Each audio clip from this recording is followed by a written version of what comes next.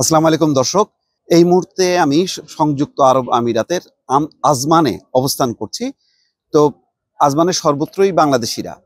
তো তাদের কাছ থেকে আমি জানতে চেয়েছিলাম যে মূল সমস্যাটা বা তাদের প্রত্যাশাটা কি? কি হইলে বাংলাদেশিদের জন্য ভালো হবে?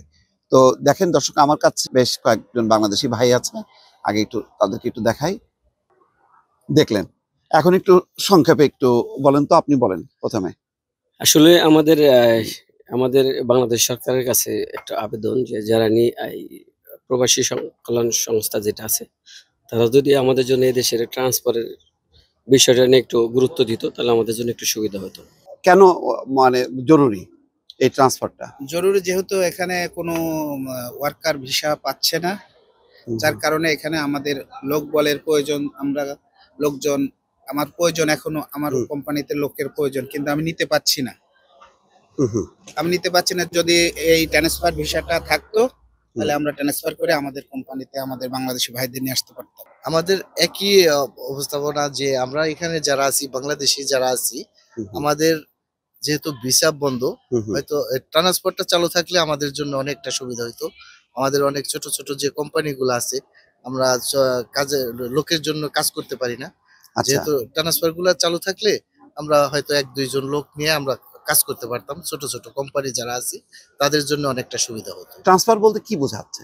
মানে এক কোম্পানি থেকে আরেক কোম্পানিতে অনেক আছে যে এক কোম্পানিতে একটা লোক ভালো সুবিধা পাচ্ছে না, আরেক কোম্পানিতে যাইতে চাইতেছে, সেক্ষেত্রে ওই লোকটা ওইভাবে যাইতে পারতেছে না।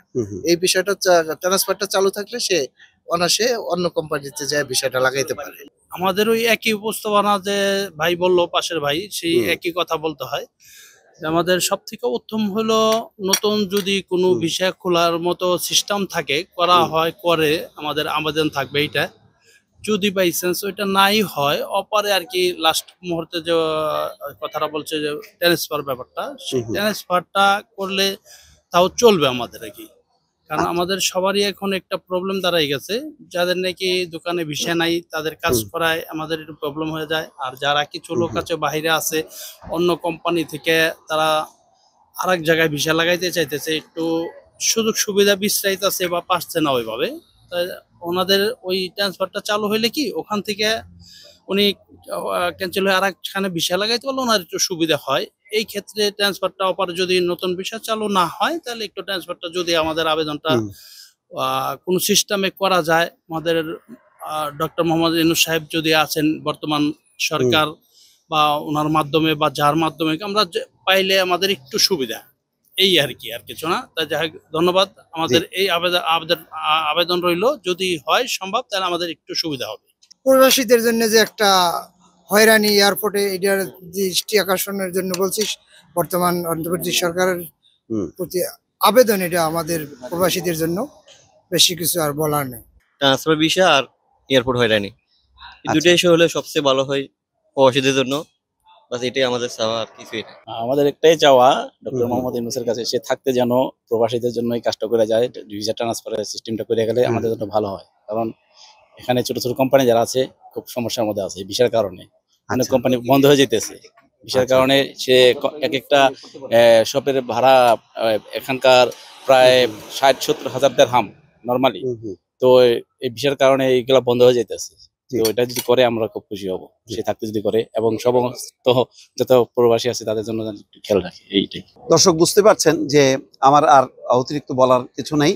প্রবাসীদের মুখ থেকে, যারা এখানে অনেক দিন থেকে আছেন, বিভিন্ন ব্যবসা বাণিজ্যের সাথে যুক্ত আছেন, বিভিন্ন চাকরিতেও তারা যুক্ত আছেন, তাদেরই বক্তব্য যে নতুন ভিসা তো তারা কেউ এই মুহূর্তে প্রত্যাশা করছে না, কিন্তু সংকটটা সমাধানের জন্য যদি ট্রান্সফারটা চালু থাকে তাহলে প্রবাসীদের জন্য ভালো হবে। তারা অবৈধ হওয়ার থেকে মুক্ত থাকবে এবং তারা কাজও পাবে, এবং অনেকগুলো ব্যবসা প্রতিষ্ঠান যেগুলো অনেক কষ্ট শ্রম ঘাম দিয়ে তারা গড়ে তুলেছে, সেগুলো রক্ষা পাবে। সুতরাং এই বিষয়টি সবাই বলছেন যে সরকারের দৃষ্টি আকর্ষণ করতে, যাতে পররাষ্ট্র মন্ত্রণালয়, প্রবাসী কল্যাণ মন্ত্রণালয় একযোগে যাতে এই দেশের সরকারের সাথে এই বিষয়ে আলাপ আলোচনা শুরু করে। দর্শক, ভালো থাকবেন। আল্লাহ হাফেজ।